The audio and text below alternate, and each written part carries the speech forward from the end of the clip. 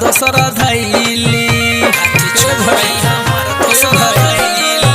गाड़ी सुने वाला काम कैली हाथ छोड़ी हमर दोसरा धैली दिली ऐसन गम पिया तनी हम रंग जवन बोली ओकरो से फरियाई जीव जपले गोरियाई रे नितवा जीव जपले गोरियाई जीव जपले गोरियाई रे नितवा जीव जपले गोरियाई म्यूजिक बाय कुंदन राज हसीदा जीव जपले गोरियाई रे नितवा ना घारे के भैनी ना घाटे के भैनी समाज में नाक कटवा दिहले ढोई गमवा के बोझा यही गौवा के सोझा हमरा बाबूजी से हमके पिटवा दिहले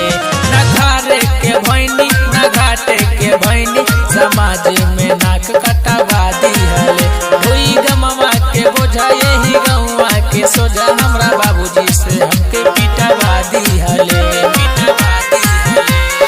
रोई रोई बनाई ले रिलावा हमर बुझले न तन कोरे फिलावा हमरा ही उदास जीवन कई दिले ना से चली गईली तू अगिया लगाई जीव जपले गोरियाई रे नितवा जीव जपले गोरियाई जीव जपले गोरियाई रे नितवा जीव जपले गोरियाई म्यूजिक बाय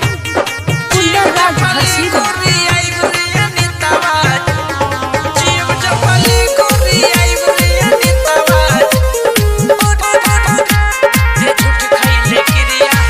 खैले क्रिया ना कैले फिक्रिया ते हमरा के काहे भूला दिहले रोबे दिलवा बेचारा ना बाबे सहारा ते हमरा के पागल बना दिहले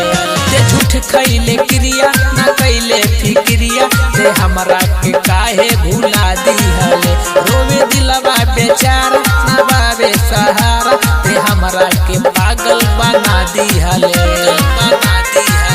सुना काहे है रामू अकेला तू कैले हमरा संगे खेला हसतावे इरफान तोरा लागे ना लाज हमरा मुँह से ना